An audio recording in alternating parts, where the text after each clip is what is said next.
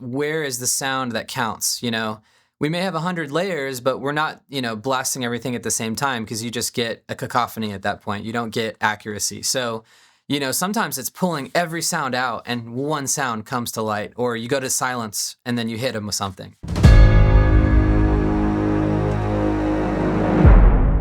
So, Josh, you guys obviously started off in Los Angeles as well. Tell us a little bit about your story, how you went, how you moved east to Tulsa, Oklahoma. Is that where you're from originally? Yeah. So, Audio Planet is a kind of a family-owned business between me and my dad, and he was out in LA for about, I want to say, 15 to 20 years. You'd have to ask him to be exact. And he was doing music production, so he's producing people, 50 Cent, Universal Records, all kinds of crazy stuff, and just kind of did that whole thing and kind of, you know, was just ready to do something new. And in about, 2014 or so, he moved back to Tulsa. And, you know, on my end, I grew up in Tulsa as well, and I went out to LA for a couple of years for school at Pepperdine, and I ended up coming back here as well. I was actually an editor and a visual effects artist for about 10 years at a production company in town. So I kind of went a whole different way for a while, because I knew I loved film, and music kind of, you know, took a backseat for a little while in sound. So I learned graphics, motion graphics, editing, all that stuff. Ended up leading a post-production team at a company called Retrospect. And then there was a certain point where he kind of said, "Hey, do you want to come over full time with me and do sound full time, do scoring, composing?" And, you know, it was something I had been wanting to do for a long time because I kind of started studying it on the side. And yeah, just made the switch. I want to say it was October 2023, so it's actually not been that long. But yeah, it was just kind of a nice build up. You know, I was just doing it, you know, nights and weekends here and there, and then went full time. I guess it's about a year and a half ago. This podcast is more centered around sound design, but you guys also do composing as well. But specifically, we're going to kind of lead this podcast off with sound design. Jacob and I are such big fans of, you know, scoring and sound design. It plays such a crucial role in the tone and the feel of a project, movies, commercials. But can you talk to us a little bit about your process of, you know, when you get a project? Do you guys prefer to do the scoring and the sound design, or do you get projects where you're like, we just want to do scoring here or sound design? What's your lead in on the audio post-production side of it? Yeah, I mean, you know, I would say we're kind of a weird outlier in the fact that most people kind of either take one road or another. It's kind of like, you know, most people are either a DP or they're an editor, and it's such a different world. But with sound, like, we think sound and music are so connected anyway that it just makes sense to do both. And so we love projects where we can do both. It's a lot more pressure because you're still under the same timeline that if you were just doing one of them. But the cool part is that there's such an interaction between the two that, let's say, you know you're going to do a big music cue for a scene. You know that the sound design doesn't need to be as detailed if you're going to be blasting music in that scene, for example. And there's so many more examples like that. Or just sometimes the sound design takes over or the music takes over as sound design. And so being able to do both on a project, it's just, I don't know, there's just a synergy there. It's kind of like Right. Apple computers, they make the hardware and the software, you know. I'm an Apple nerd, but I feel like it's just connected. So we prefer if we can do both, but we've done so many projects where it's just one or the other. A lot where we do just the audio, we call it audio post-production. So we do dialogue editing, mixing, Foley, sound design, and we do the final re-record mix, 5.1, Atmos, all that cool stuff. And yeah, so we're really passionate about making dialogue sound super clear, super amazing. You know, hear every word. Yeah. We'll go crazy over individual words just to make sure every word is perfectly clear. and then ambiences, just bringing scenes to life with the ambience. And I'm probably getting ahead of myself, but yeah, it's all fun for me. It's all creative. It's all fun. Yeah. And that's exciting. You talk about that because you said there really is a split. Most guys are either scoring or they're doing sound design. In your world professionally, how often do those two mix, and what is your favorite to do personally? It's hard to say. I mean, I thought that I was going to come here, and for a long time I thought, when I go full time with Audio Planet, I just want to do scoring. And by the time I got here, I actually fell in love with doing sound as well. And so I really couldn't say that, maybe it's just the mood I'm in that day. I would say scoring is extremely creatively taxing. I mean, when you're writing music, it just takes every bit of your creativity, because especially if you're trying to really push the envelope with something, and to do that, 8 hours a day, 5 days a week or more. A lot of people do it more. It's hard. You feel like, am I gonna run out of ideas? Things like that, or just like, yeah. So, and of course, scoring has technical side too, because as you know, if you're scoring, you're working on a computer, you're using all the tech. I mean, it's an IT mammoth as well. But on the sound side, there's a lot of creativity, but there's a lot of technical, and I like getting technical sometimes too. It's kind of relaxing to run a system of a system of operations that is going to make it sound amazing, and you got to run A, B, and C, and then you're gonna, what I mean? Like, you've got your plug-in chains. It's kind of there's a rhythm to it. So it's kind of a vibe. It's kind of fun.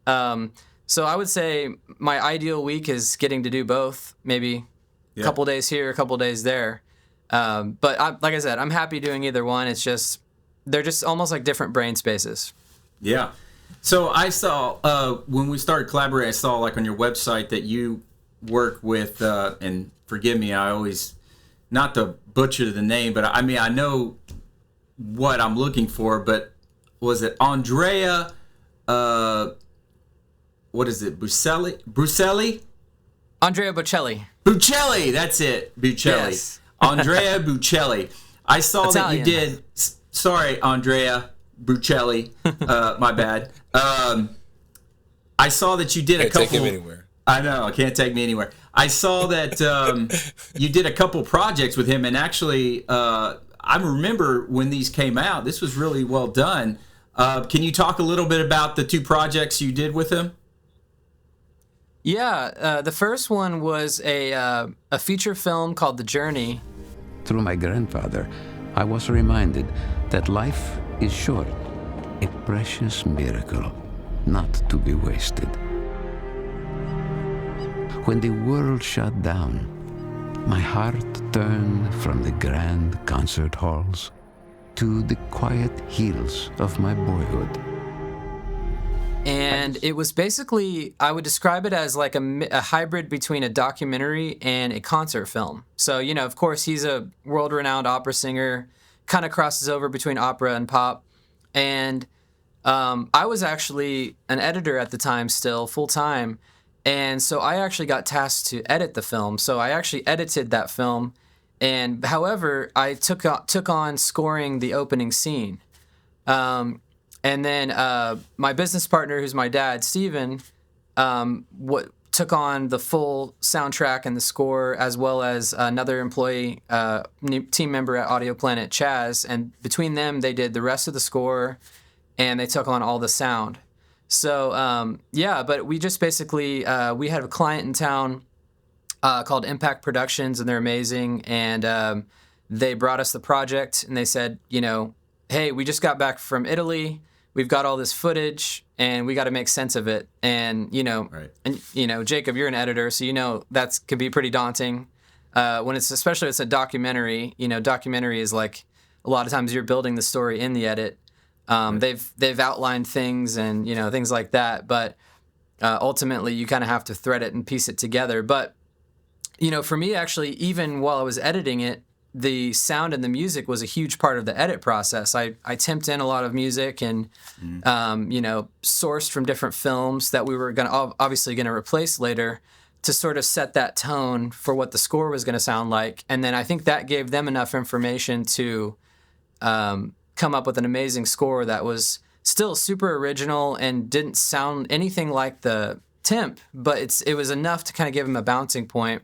Right. And they were struggling with the opening track, and so I took a stab at it, and because I had already, I was already composing by that time, and so I wrote this, just really fun opening track to kind of kick off the movie, and so I got to do a little bit of fun music stuff, but it was an amazing project. When the film was done, we got to go to Times Square at a theater, and it was the AMC at Times Square to do a premiere, and Andrea Bocelli was there and a bunch of other people that were in the film.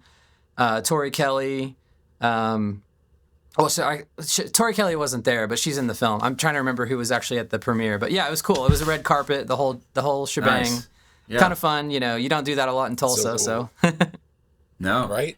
And what was the second project? It was the Christmas special? Yeah, so I don't remember how, the time difference in between those. I want to say it was a year or two later.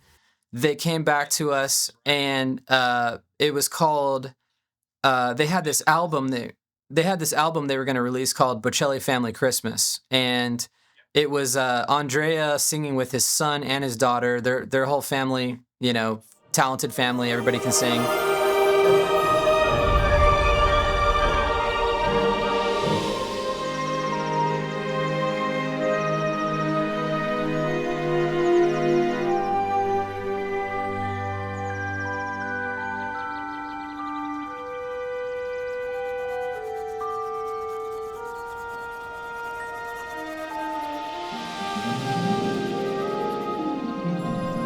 And that one was interesting because it was also a concert film, but they did it more like a narrative. So they kind of had this whimsical fairy tale kind of vibe. The whole thing was filmed in a castle. Mm-hmm. And so, shot on Ari and all that jazz. And so it was kind of the same deal, creating this very fantastic, music-wise, it was completely different, the score, but it was the same deal, working with the same team, the same production team, and all that, but, more of a narrative, more of a fantasy style music, and so if you kind of juxtapose the two scores, you'd hear the differences, but, overall, really fun project as well. You did the sound design on that as well, right? Yeah. Sound design and our score. Team, Audio Planet did all the sound design and all the score. You actually worked with a cool group of YouTubers, right? Corridor Digital, the Corridor crew? Yep, Corridor crew. Right? So they did a spoof of Batgirl, and you were involved in that, right? Yeah. Tell us all about that. What was that like? I mentioned before that I have a history with visual effects, and, I kind of ultimately decided visual effects wasn't my path in life because I just, I found that once I kind of figured out I loved film and I loved music and I wanted to kind of find the meeting point of those, and that was composing. As much as I love visual effects, I kind of had to say, hey, where am I going to put my time? Because as you know, to be an amazing VFX artist, you have to put hours and hours and hours into that. And, you have to give it your all. So, but I would say at this point now, I'm a VFX fanboy. I go to movies and I definitely notice the visual effects and I definitely appreciate them and, look for movies that have amazing VFX. So anyway, to answer your question, Corridor Crew has, if you're not familiar, they've got two channels on YouTube, where they just do these awesome VFX, funny, usually it's got comedy in it. Yeah. They spoof a lot of stuff. They do cutting edge stuff with, Houdini, Maya, Nuke, all the cool programs, and they do tutorials. They've got like a sort of a behind the scenes thing they do, and it's just a great channel. I've been watching it for years. And so one day I just got online. I was like, I'm going to email them, see if they want to work with us, Mm-hmm. If anybody's watching and you're like, how do you find clients? I'm like, sometimes you just go email them, And so I just reached out and said, hey, I'd love to work with you guys if you ever have something. And I'm trying to remember if that was the first one we did. I can't remember. At this point, we've done, I think, 5 or 6 of their projects. But anyway, It might have been the second or third thing we did with them. But basically, at the time, it was in the entertainment world, the Batgirl movie had gotten canceled, and Warner Brothers had already spent some kind of crazy $100 million or something. I mean, I don't remember. Right. You can look up the numbers. But it was a whole controversy because it's like, man, what a waste, I don't know if the movie was bad or what, but for whatever reason, they canned it. And so Corridor kind of capitalized on that, and they decided to make what they called a leaked trailer. Mm-hmm. And it was basically, everything they had seen from like paparazzi photos, they just pieced that together and recreated what they thought the movie would look like.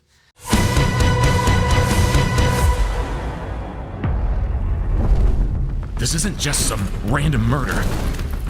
It's an extermination. Dozens of witnesses all over Gotham. No discernible pattern I can see. When the streets burn the corpses of our favorite heroes, who can save us? Hello, Gotham. Batgirl here. Firefly must be stopped, but I can't do it alone. I don't exist. I'm not even here. Get it together, man. We're all that's left. And right here, right now, the universe needs you.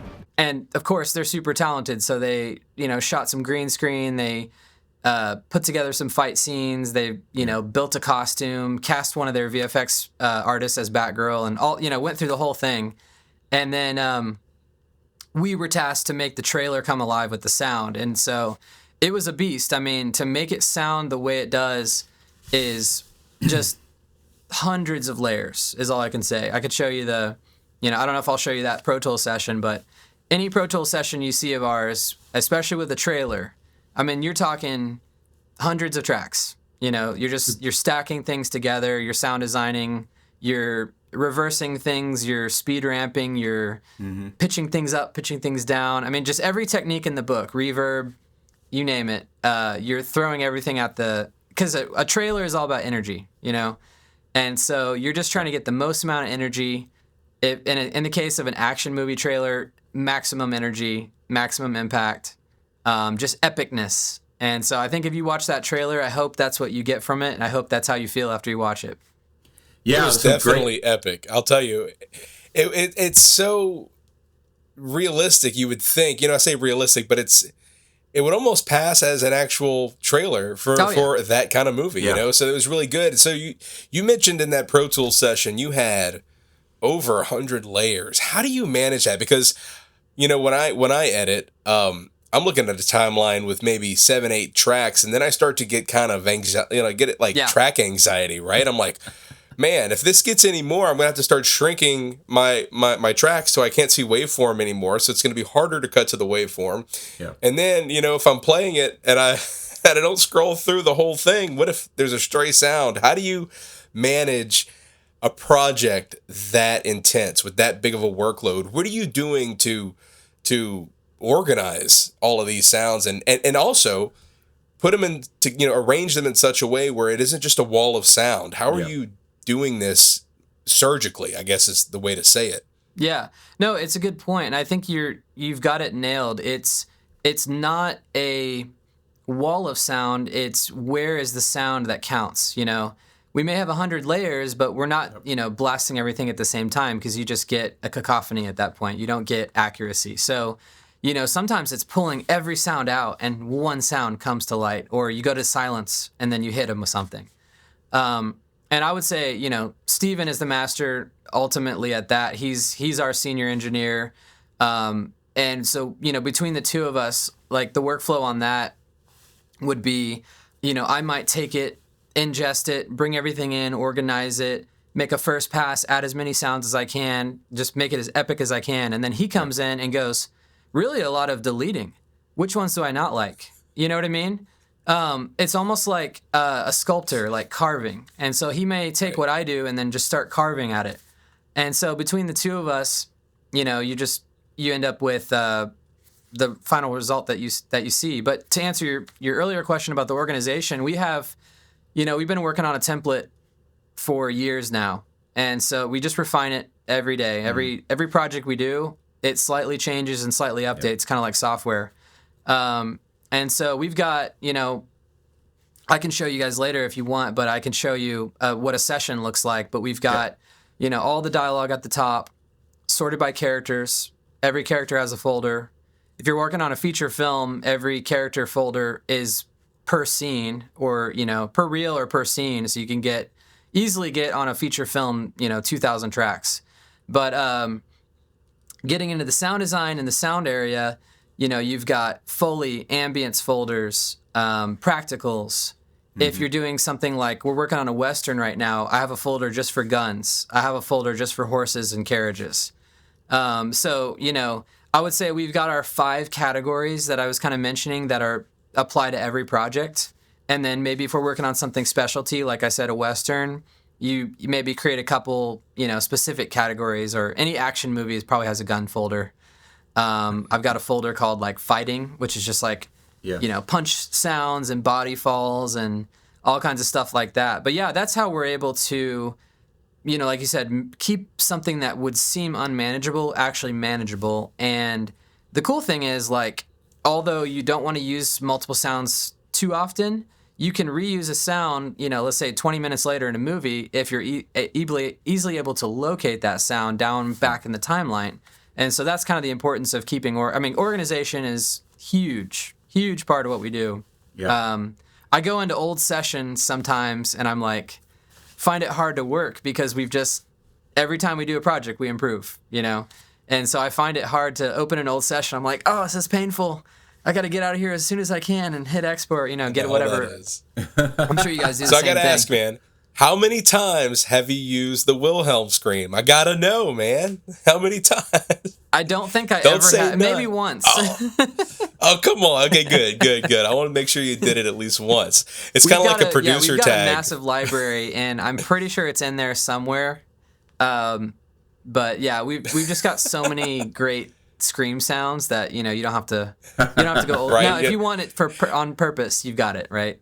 Right. I heard, I was watching a video the other day. They recorded like 5 or 6 takes of that scream, and so there's several variations. So if you want to spice it up and be a little different, it could be your own little producer tag. I use the take 6 Wilhelm scream. There you go. So you can use that. You can use that. So Josh, I want to ask you, how do you we're in a virtual world since COVID now, and I want to chat a little bit before we go to the next question, because it's what's great now is I prefer working like one-on-one with, who's ever sound design and scoring, but now how do you like working virtually, like with a spotting session with someone like me? Because there is a little bit of a latency, but what's your process? How are you able to work with directors or producers that are not sitting right next to you? How do you guys do that? Yeah, it's a good question, because I think at the beginning we started off with Frame.io, which is a major, I'm sure you guys use Frame as well. Yep. And I would say between Frame and Zoom, that's kind of like our virtual playbook of, everything we need to do. And the only downside of Frame.io is that it's not real time. So, maybe that's a good thing in certain instances where, like, I go off and work on it and I just create what I think is great, and then I send it to the client, and they sit on their own and just experience it, right? In the more of a theatrical environment, as opposed to they're not sitting behind me, right? They're not talking to me. They're just experiencing the content itself. And so I think there's a great thing to that workflow in itself. But then on the flip side, if you want to do real time, Nathan and I worked on a project recently, and we were kind of experimenting with a couple different pieces of software. Really, it's all about finding the right software that gets the least amount of latency and allows, kind of gets out of your way, basically. Right. You're really just trying to simulate being in person ultimately. And we've got this great, mixing room here. We've got a couch, but a lot of times, a lot of our clients are not in this area. And so that's something I'm continuously trying to improve. Just less latency on the picture, less latency on the audio, better quality audio. And so we've got all kinds of tools that we've kind of, taped together, I guess, because there's not like one tool that does it all amazing. but hopefully to give that person as close to a in-person experience as they can. And, even though we had a client where we worked with, one client we worked with from LA flew in for their final mix. Another client we worked with from Rhode Island, so coast to coast, flew in for his final mix. Right. And so, some people want to do that and they insist on the in-person, and I'm all for it because, typically for remote sessions, you're not going to be able to hear our 914 system on your laptop, right? So it's not going to sound the same. But, there's still ways around it. Like you said, most of that sound can be experienced in a stereo mix. Like even if we're doing a 5:1 theatrical mix, we can actually mix that down for the client in stereo so they can get most of the experience. And again, maybe they fly in for the final mix or whatever it is. And some cases, maybe we go out to LA and mix it there, do the final mix. Because I would say 90% of the movie, or 90% of our process with sound design, mixing, dialogue editing, the client doesn't need to be there. It would be painful for them. It's just a boring, me doing keyframes and running noise reduction and adding plugins. Like nobody needs to see that. What they need to see is after it's all been said and done, how does everything sound together? What's the experience? Is something too loud? Is something too quiet? Our job is to do all the technical stuff and then bring it to the point where now we're just talking creatively. How does it feel? Yeah. Does it feel good? That's all we're really doing in a mixing session. So most of that process is going to be at the very end anyway. Yeah, there is something to be said about coming in and being in the room together, and if it's not on, I don't like to be there on the first or second pass, but there's something about maybe the third or the final mix where you can just kind of bring it all together. It's like a cool synergy. I'm a big fan of, Jacob knows, I like when we're editing on not the first or second, but I usually come in and we'll collaborate together. There's something magical when we're all there together that sometimes I feel you can't get being remote. But I totally agree. There's a lot of power in the human connection, the in-person experience. So definitely don't discount that at all. So I want to talk a little bit about the next project. I saw it, I didn't see it at the movies, but I think it did pretty well in the box office. And Jacob and I are big fans of Mike Rowe. He used to be on Dirty Jobs, right? So he's kind of narrating this project. Maybe you can talk a little bit about it because he's doing these short stories, and one of them maybe more than one, but they did pretty well in the theaters. Yeah, so Mike Rowe, we go back a couple of years with him. Same connection with the Bocelli project, but they got connected with Mike Rowe, and basically he had this podcast. And I think it's called The Way I Heard It. And it's kind of, I don't know if you ever used to listen to Clark Howard back in the day, but he would just tell these stories and kind of, maybe it's always based on a true story, but maybe there's a little more finesse added to it, a little more sizzle, I guess. Mm-hmm. It's ultimately just supposed to be entertaining, supposed to be fun. And so Mike Rowe kind of started this podcast, and somebody had an idea to turn into a TV show. So they took his podcast and, without him knowing it, basically filmed a reenactment of the story he was telling, kind of a dramatized reenactment. And they sent it to him, and they said, "What do you think?" And he said, "I love it. Let's turn it into a TV show." And so that actually became a TV show called The Story Behind the Story. I'm throwing like a bunch of titles at you because it's confusing. So the podcast was The Way I Heard It. And then they turned it into a TV show called The Story Behind the Story. And so we actually did, 4 or 5 seasons of that show. So what we did, we made basically the reenactment section. So they were about anywhere from 8 to 12 minute long stories. And it would be, he'd be talking on stage, and then it would cut away to a dramatic, reenactment of a really cool story about Abraham Lincoln, And the cool thing about the story is and I just gave one of them away, but every story that he tells, you don't know who he's talking about until the very end of the story. Oh, okay. So you're hearing this interesting story that you've never heard, and at the end you're like, wait, that was Abe Lincoln, for example.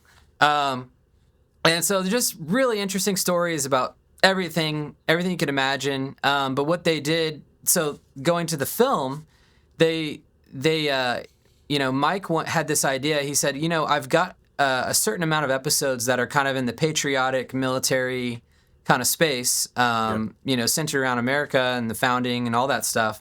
He said, what if we took about 8 or 9 of those and made that into a film? And so they went down to DC and he kind of walked around DC and just did this really inspiring, like, interconnected storytelling of those narratives. And so it was actually some of the episodes we had already done, and then we remixed them for theatrical. So we had to take stereo mixes and redo it in 5.1 for theatrical, as well as get all of them to sound, coherent and clean, because some of them were recorded 2 years prior, 3 years prior.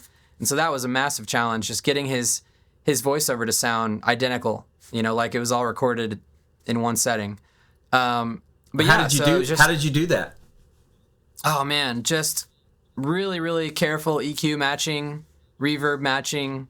It was not easy, and I don't recommend it. I recommend, recording everything at the same time if you can, right? But it was, you get thrown challenges all the time in this industry, and that's kind of what I love about it. You're always having to learn something new, learn a new technique. But yeah, on top of that, we got to write some really cool, just patriotic, awesome music. Well, he didn't have to imagine anything, because he was right there to experience the reality of a 25-hour shelling up close and personal. And when a cannonball took his leg off above the knee, leaving him flat on his back, the runaway slave looked up from a pool of his own blood and saw the broad stripes and the bright stars of a flag that was still there, flying defiantly over his head. No one knows what he was thinking as he stared up at that flag. But 2 miles away, the American doctor's lawyer was staring in wonder at that very same flag, and his thoughts are now a matter of public record. Must have been a hell of a sight. A lawyer scribbling, a doctor praying, bombs bursting in air, while a British general marinated in a barrel of rum, and a runaway slave died a free man underneath the Star-Spangled Banner, waving proudly over a fort called McHenry. And it released around July 4th. It was in theaters on July 4th. So, how did it do? It was a blast. How did it do box office? Do you know? Yeah, it actually got. I want to say it was like 9th on July 4th. So it was in the top 10. We're up there with like Planet of the Apes, and I mean, I was like, what? Kind of blew me away. Isn't that a great feeling?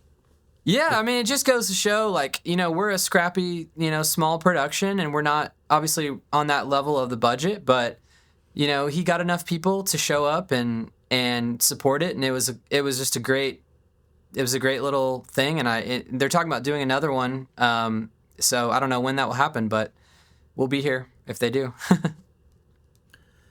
So, I think we got some behind the scenes. I think Jacob was interested in asking you a little bit about your process and your session. I think we got a little bit to show there. You and me. All that plastic dishwater. They're pushing on me, trying to get me to record.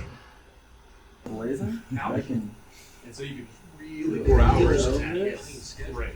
Wow. Yeah, I really love it. Yeah. Oh, we've got this stuff coming up. But after this shot happens, the history and also the episode, that's when everything takes a turn and it's more serious and weighty, and all of the music's kind of good. What I'm seeing a lot of is it almost looks like there's different settings behind the scenes, right? So are these different locations, or is it all the same studio and just different rooms? Yeah. First of all. Yeah, so it's it's just a couple different rooms throughout our office. And so, in a nutshell, we've got the ADR room where we record ADR. We've done all kinds of movies, Killers of the Flower Moon, Marvel, Apple, everything you can name. We've recorded actors in there for ADR.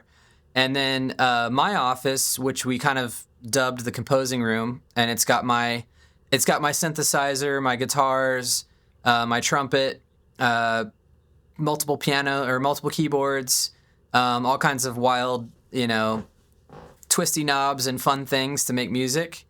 And then the biggest room is what I'm sitting in right now, is our 9.1.4 mixing room, which we can do, we do our theatrical mix in here, we do Atmos in here, all the fun stuff. We've got speakers up above my head and all around. So in my so office, can you go it's into just detail? stereo. 9.1.4. Yeah. What's the 0.4? They're adding decimal places now. What is that? Can you go into detail? The first number. So you got your. If you're listening on headphones, you're listening to stereo, which is 2.0. Right. The second number would be your sub. So if you have a sub, you could do 2.1. And then when you get into 5.1, you've got a center speaker, which is dedicated to dialogue mostly, and really intense sound effects get put in the center speaker, and then your front left and right, and then your rear left and right. And then 9 turns into left and right surround and left and right width. So you've got more on the sides to give you more kind of detail, front to back. And so you've got 2 behind you, 2 here, and then 3 in front of you, and that's your 9. And then you've got a sub on the ground, that's your 0.1. And the 0.4 is 2 above and 2 above. So top, front, I always forget how to say it. Top, right. Front, left and right, and top, rear, left and right. And you can even go 916. So you can we only have 4, but you can go 2, 2, 2, But yeah, you could probably see one. Here's one of our speakers right here. Wow. So it's so amazing to be able to probably sit in a space like this, right, and just be enveloped with the sound and be able to pinpoint where these effects are coming from in space, like you would if you were walking through the woods and you hear a bird back here or something like that, Exactly. But what baffles me is that, the theaters next to my house, I'm pretty sure they're so old that they probably just have some JBL behind the screen or something, just a little Bluetooth speaker, because it doesn't sound as good as it used to, at least as I remember it as a kid. And now with so many people consuming content on their phones, how does that play into, you sitting in this room with, 9.1.4? How do you take that and say, okay, it sounds amazing in here, but how do I know it's going to sound amazing, unfortunately, on a mobile device? How do you have to process that? Yeah, I mean, we recently, I would say in the last 2 years, transitioned fully to working in Dolby Atmos. And Dolby Atmos is basically a rendering system for audio, kind of like they've got Dolby Vision as well. So you're probably familiar with that. And what it does basically is you can put a sound at any point in space, and it's not related to a physical speaker. Like back in the day, it used to be you put it towards the front left or you put it towards the rear. But with Atmos, it's almost more like I always think about like Illustrator, where everything's vector, so it's not related to pixels, right?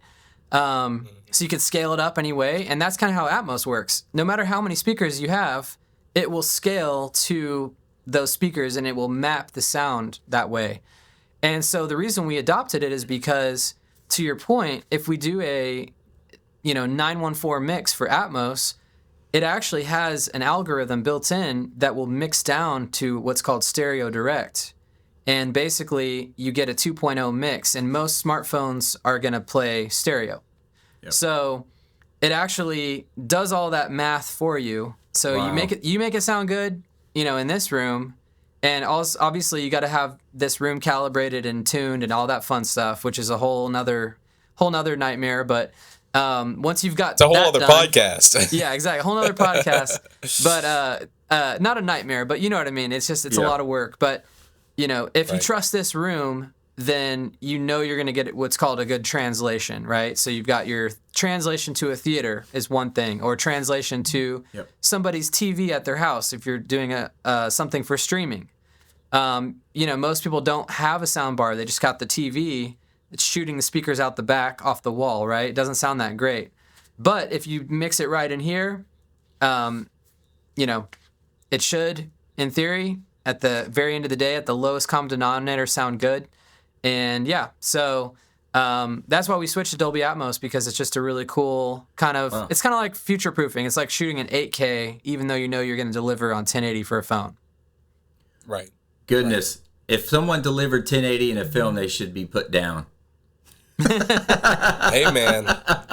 I can't win with Nathan on the 1080 argument. At this point, I'm just like, hey, we should do this in 720p just to mess with him, because he wants. I totally agree with him though. It's got but so because you want to deliver the best you can, Yeah, I did have. So it's interesting, Josh, because most of the time, up until I think even 6 months ago, when I would have to deliver a project, most of the time I would have to deliver one package or one sound package in Dolby surround sound for theaters and or for TV, and then we would have to do another one for phone, because the treble is different and higher, and it's a different pitch. So you're saying right now your new system can do all that without having to do two different deliverables.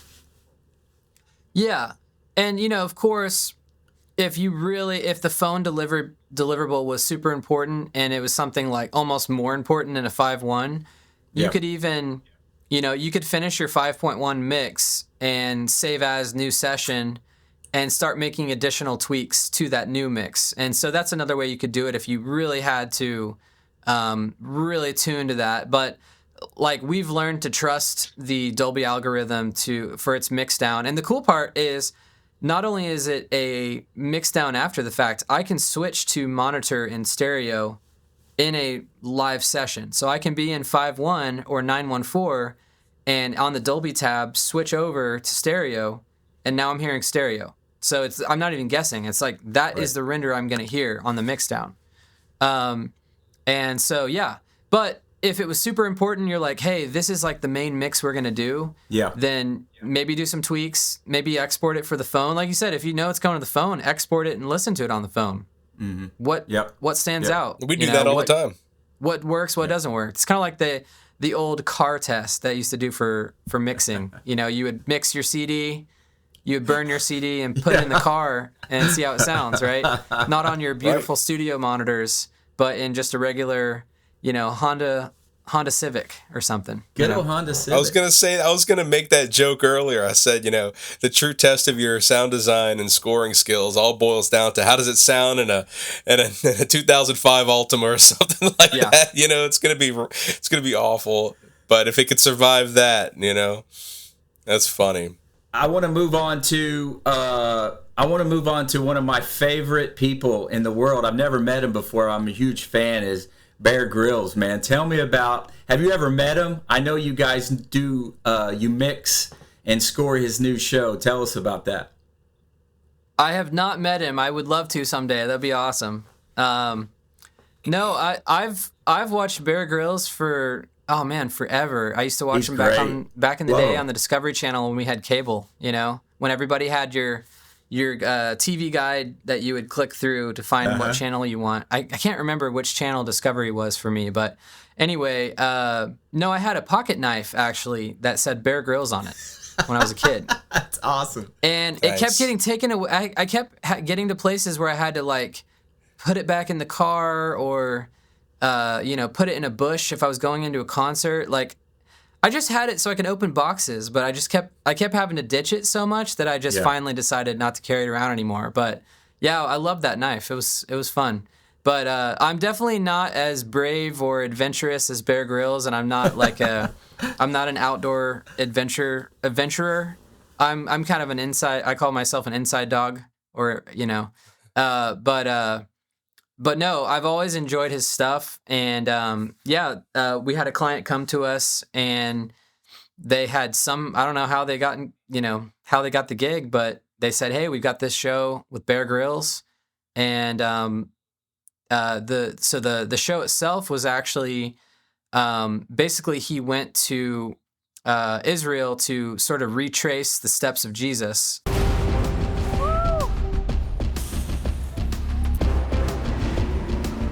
I'm Bear Grylls, and I've been to the highest point on the planet, and I'm now here at the Dead Sea, at the lowest point in the entire world.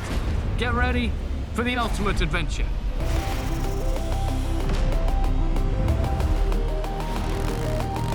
I'm in Israel, following the footsteps of a man who changed the entire world forever.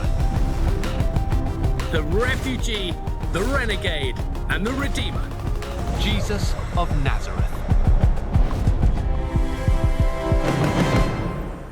We were tasked to write what I would describe as a hybrid between reality show, survival, adventure music, and what would be the other half?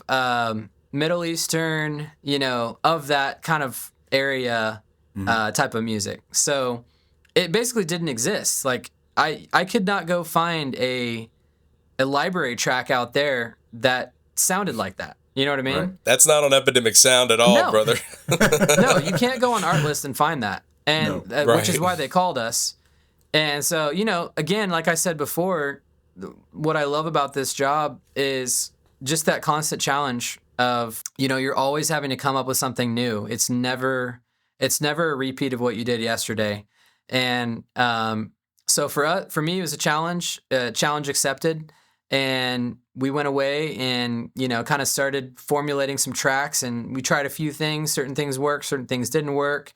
And when we kind of found the sound, all of a sudden it was just boom, it was there. And I was able to make, I don't even know, 30, 40 tracks.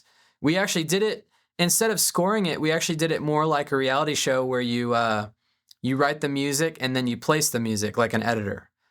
That was kind of how I decided to do the show, because I felt like that was how, that's how people edit reality shows anyway, and documentaries.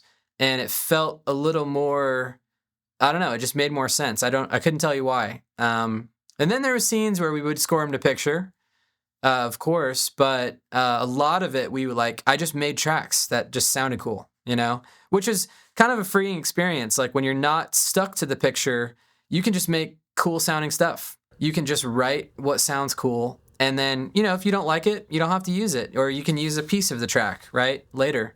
Right. And then there were scenes where we scored to picture.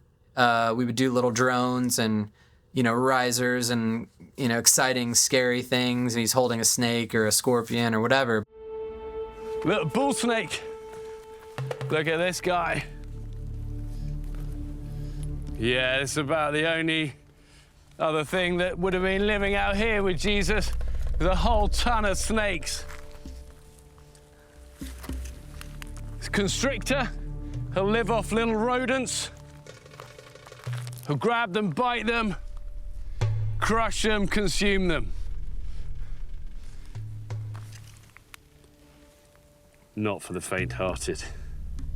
Most of it was just grabbing that. I basically built this custom library and grabbing from the library and placing it in. That's so cool. Yeah, you mentioned that snake scene. That was one that's actually stood out to me. It was you have to include, I guess, some sound design elements of the snake and then incorporate the music as well. I mean, it was so masterfully done. You actually built it out almost like you were saying, like a movie or a documentary, high-end documentary, and it makes it so much more premium, I feel like, right? Yep. To avoid some of the pitfalls of, typical reality motifs that you hear a lot. Yeah, we were kind of trying to push the limits and, push the envelope a little bit of the reality genre, but also, keeping in mind that it's Bear Grylls and he's an established brand. He's got his look, he's got his feel, he's got his sound. And so we wanted to respect, what he's supposed to sound like. We're not going to put polka music, right, for Bear Grylls, but right. or jazz. So it's got to feel adventurous. It's got to feel, you've got to have that percussion. It's got to be a little bit tribal because he's basically a prehistoric survivor, right? He's got that feel, but you also want to make it match that Middle Eastern feel with those. We brought in instruments virtually, but we chose instruments that are kind of that area, and so all kinds of interesting sounding timbres and instruments to kind of give it that feel, and then synthesizers to make it feel modern, because they didn't want it to feel dated or old school. So just weirdly combining all those three things together, that reality show, the synthesizers, and the instruments of that kind of that area of the world, put them all together and you've got a new sound.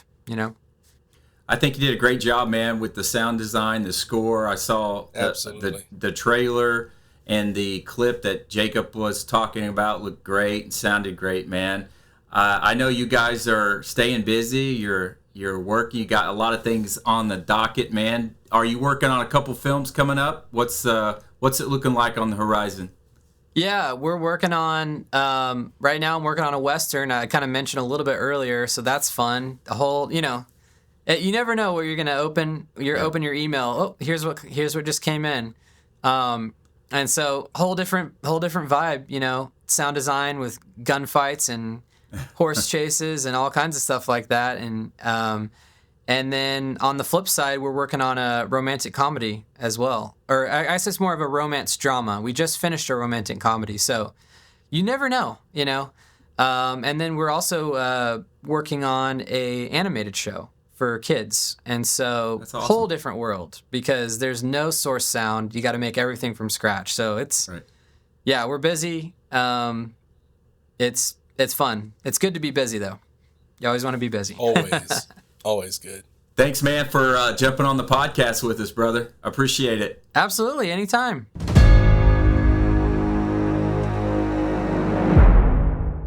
We appreciate you checking out the podcast today. And if you want to see more of these, make sure you subscribe and hit that bell notification, and you'll be notified, obviously, when we release more of these. If you're on the go, Spotify, Apple Music, Amazon, and iHeartRadio podcast is on all 4 of those as well. We appreciate you, and we'll see you on the next one. Bye.